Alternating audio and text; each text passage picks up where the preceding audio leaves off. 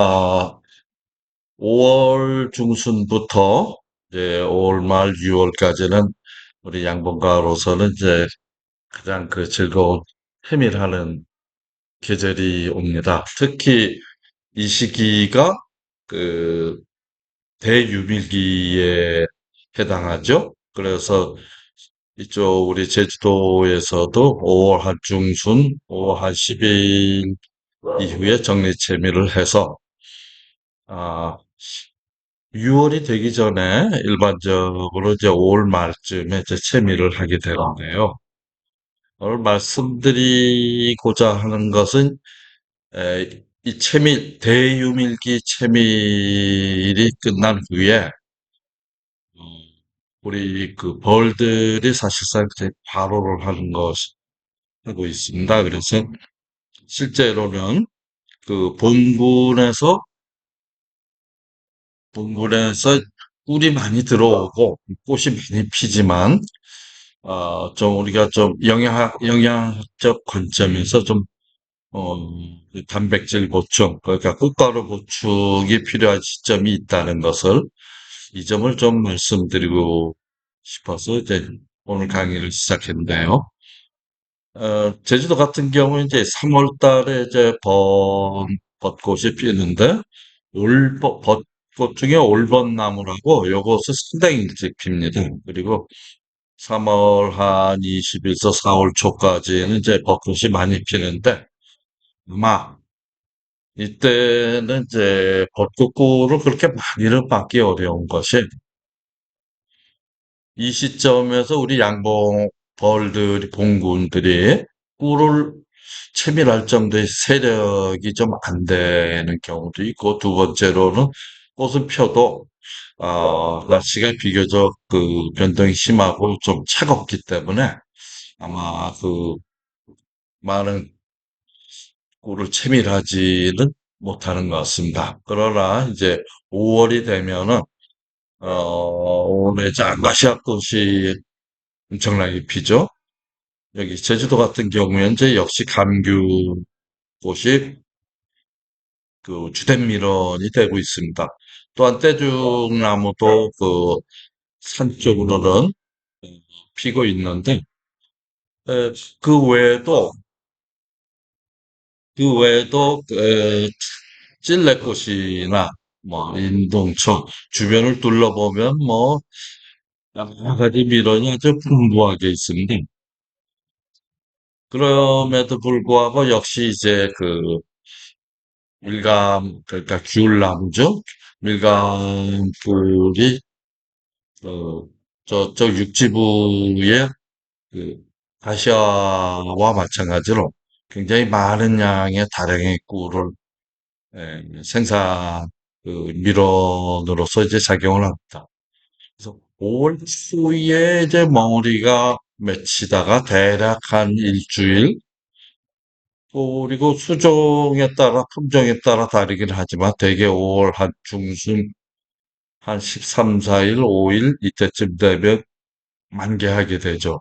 그러니까 이때가 이제 주유밀기가 되는 겁니다. 그래서 많은 꿀을 얻어내는데 감귤꿀은 잘 알려져 있지 않아서 그렇지 아카시아 꿀보다 향이 훨씬 강하고 아주 좋습니다. 그래서 어, 상당히 인기가 있어요. 음. 그리고 저도 먹어보니까 그 향이 다른 꿀하고는 그 차별화되고 있어요. 저도 좋아합니다. 이것이 끝난 다음에 보통 이동양봉을 한다 그러면 이제 북반구로 가는데 어를 데리고 우리 제주도 같은 경우는 이제 고조 차이가 있으니까 현재 한 300m에서 양봉을 하다가 한 500m로 고도가 높은 데로 올라가면 거기에는 이 떼죽나무가 많이 있는데 상대적으로 늦게 피니까 지금 있는 데서부터 약 2.4km 떨어진 곳으로 올라와서 한번 이동 양봉을 해봤습니다. 뭐 그 결과에 대해서는 뭐 그렇게 뭐 특기 할 만한 사항은 없는데 워낙 가까운 데로 이동을 하다 보니까 잔류한 벌이라든가 어떻게 다시 돌아오는지 모르겠습니다. 이런 녀석들이 있어가지고 어 얘네 벌통 한두 개는 좀 남겨놨죠. 그래서 그 회귀한 그 벌들을 아 다시 이제 회수하려고 이걸 벌통 한두 개를 남겨놨습니다. 요 동영상을 간단하게 찍어봤는데 또 이 녀석들이 다시 원래 있던 자리에서 헤매다가 결국은 남겨놓은 한 두 통 정도를 남겨놨는데 세 통 남겨놨구나. 네 통 남겨놨구나. 이 녀석들이 그냥 일로 다시 들어가서 우리가 기르는 벌들의 이제 손실이 없게끔 한번 조치해 봤습니다. 이것도 좋은 방법인 것 같아요. 한번 옮길 때 전부 다 데리고 가질 못한다면은, 음, 이런 식으로 한두 통을 이제 남겨놓는 것이 좋을 것 같습니다. 자, 그래서 이 유밀 상황을 한번 살펴보면요. 이것은 이제 벌통의 그 중량을 체크한 것인데요. 4월 1일서부터 8월 한 15일까지 이렇게 된 걸 보면은 이 기간 동안에 상당히 대유밀기로서 음, 꿀이 많이 들어오고 있는데 하루에 뭐 3kg 이상씩 들어오더라고요. 이걸 이제 각 그래프를 연결해 보면 쭉 연결되는데 실제로는 6월 한 6월 초에 한 일주 정도의 무밀기를 거치면 지역마다 다 다르듯이 우리 제주도의 경우는 대유밀기에 많은 다량의 그 넥타가 들어오고 요 기간을 지난 다음에는 8월 중순까지도 꾸준히 대유밀기만큼은 많진 않지만 꾸준히 조금 조금씩 들어오는데 주변을 살펴보면은 여러 가지 야생화들 또 이런 것들이 많이 있으니까 그런 데서 계속 그 유밀이 된 거, 그 넥타가 꽃, 음, 꽃꿀이 도입이 되는 것 같습니다. 여러분 이제 그 각각 지역마다 그 상황이 다릅니다. 그 밀원 식물에 그 얼마나 그 다양하게 배치되어 있느냐, 요 상황에 따라 다른데 그러니까 이제 우리가 잘 알고 있는 6월, 7월, 8월 사이에 무밀기라고 알려져 있는데 우리 양봉가들은 그걸 채밀만 채밀이 물론 중요한데요. 그러면서 이제 주변에 밀원 식물들을 아니 이렇게 양성을 하는 게 육성을 하는 게 굉장히 필요하다고 봅니다. 우리 양봉가 개인들도 그렇고요. 그 국가나 지방자치단체도 예, 예를 들어서 빈 땅이라든가 가로수라든가 이런 것을 그, 그 밀원 식물을 좀 중심으로 이렇게 육성하는 게 이제 필요하리라고 봅니다. 자, 오늘 말씀드리고자 하는 이제 가장 중요한 내용은 이런 것인데요. 이것은 사이언티픽 비키핑 컴이라는 뭐 사이트에서 음, 인용을 한 것입니다. 여기 이쪽 이분이 보면은 상당히 좋은 자료를 많이 그, 올려져 있습니다. 그래서 저도 이제 그거 보면서 이제 공부를 많이 하게 되어 있는데 이 아마 그 북캐롤라이나 노스캐롤라이나의 노스 캘리포니아 그 북가주 쪽에 그 양봉 그 시설을 가지고 있는 것 같습니다. 그래서 이 그래프는 뭐냐 하면은 꽃가루의 공급, 그리고 봉군에서의 꽃가루의 수요에 대한 그 대략의 개념을 보여주고 있는데, 그 동네에서는 한 세 번 정도의 꿀 밀원, 그, 수- 그 뭐라 그럽니까? 꿀이 들어오는 기간인데, 약, 1월, 2월에 이제 아몬드 꽃이 피고요. 그 다음에 프루츠, 프로블라썸이라고 그러는데, 플라블룸, 뭐, 프루시라는 그런 또 꽃이 있나 보죠? 그 다음에 이제 가장 중요한 게, 블랙베리가 있는데, 그 꽃들이 한번 피고 나서 채미를 꿀을 따고 나서는 이렇게 봉군이 필요로 하는 그 단백질, 꽃가루 양이 벌이 늘어나면서 이렇게 증가하다가 점점 감소해서 또 월동을 하고요. 봄 되면 또 이렇게 늘어나는데 그 공급을 하고 있는 이 꽃이 한번 크게 피고 지고 그 다음에는 이제 필요량보다 그 화분 공급이 덜 된다는 거죠. 이래서 단백질 공급이 덜 되는 요 시점에서 이제 벌들이 스트레스를 받는다 이거지. 그렇다면 우리가 해야 할 것이 뭐냐?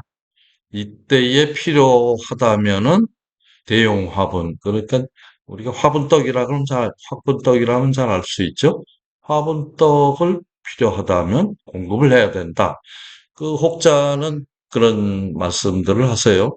아니, 꽃이 이렇게 많이 펴 있는데 무슨 화분이 필요하냐? 그러긴 하지만, 그건 이제 우리 생각이고, 봉군의 입장에서는 필요한 양보다 적게 들어오는 그 시점에서 이 단백질이 필요하다는 거죠. 이러한 가장 중요한 점은 이제 그 부분이죠. 그래가지고, 어, 이때에, 음, 부족한 화분에 대한 대책을 세워주지 않으면은, 얘들이 이제 질병에, 질병에 걸리는 이제 빈도가, 확률이 이제 높아진다. 이제 그런 얘기죠. 그래서 꽃가루 공급을 그 시기에 대유밀기 이후에 공급 내검을 해서 살펴서 필요한 만큼은 공급을 해줘야 된다. 이제 그런 말씀을 드리고 싶은 것이 제 오늘 그 강의의 그 목표입니다. 그래서 이렇게 벌들이 이제 유충들을 키우고 어린 것들을 키울 때 에, 소위 워커 젤리라 그래갖고 로얄 젤리에다가 꿀 뭐 이런 것들을 섞어주는데 여러분들 보면 흐뭇하죠? 아주 이 녀석들이 아주 뭐 로얄 젤리 속에서 헤엄치면서 빙빙빙 돌면서 입을 열고 돌아요. 그래서 충분히 먹고 이렇게 자란 놈들이 잘 이렇게 해서 굉장히 건강하게 자라죠. 그런데 요거를 보면 이제 단백질이 부족해서 스트레스를 받은 애들은 이 녀석들한테 단백질 주성분인 로열 젤리를 줘야 되는데 빠듯하니까 찔끔찔끔 준단 말이죠. 그래서 이런 환경에서 자라난 성숙한 녀석들은 건강하지도 못하고 몸도 작고 결국 봉군이 상당히 약해지고요. 질병에도 취약하게 되는 이제 그런 결과가 나오게 됩니다. 이것은 굉장히 유명한 그림인데 일반적인 이제 외역봉의 그 복부 부분이고요.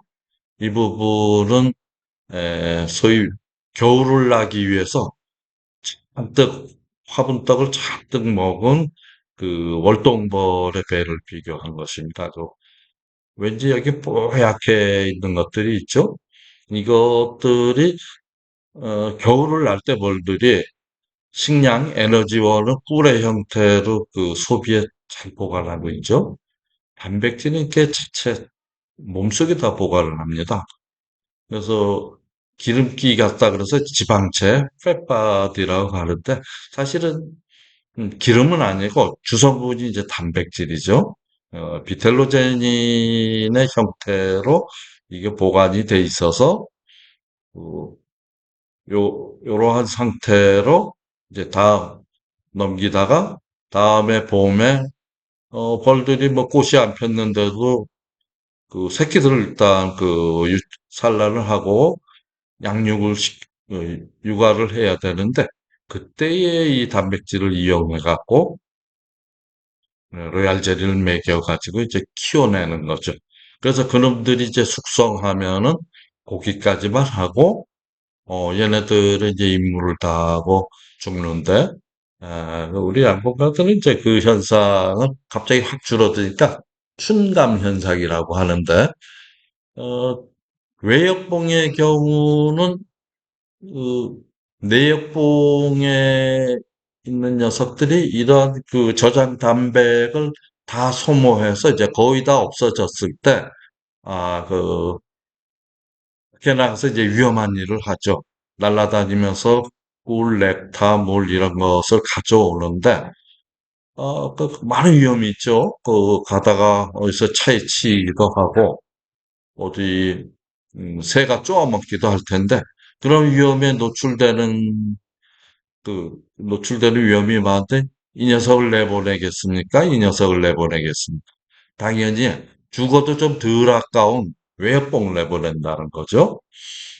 참, 훌쩍이 이제 경제적입니다. 꿀벌의 사회가. 자, 그러면은 그만큼 이 저장 단백이 봉군의 그 생존에 굉장히 중요하다는 건데, 그 단백질원이 부족하다면은 인위적으로라도 이제 보태줘야 하는 게 우리 양봉가들이 해야 할 일이죠. 자, 그래서 일반적으로 내검을 할 때 보통 이제 맨 바깥쪽에 에너지 저장을 위한 이제 꿀이 있고요.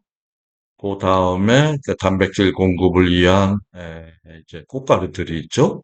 이제 뽀얀 거 요것들 이제 꽃가루 바로바로 가져와서 이제 쟁여놓은 것이고 반짝반짝하는 것은 그 꽃가루 그리고 꿀하고 반죽해서 소위 그 김치처럼 꽃가루를 비벼놓은 에, 그러니까 화분 떡이라 그러죠. 근데 영어로 비브레드라 그러더라고요.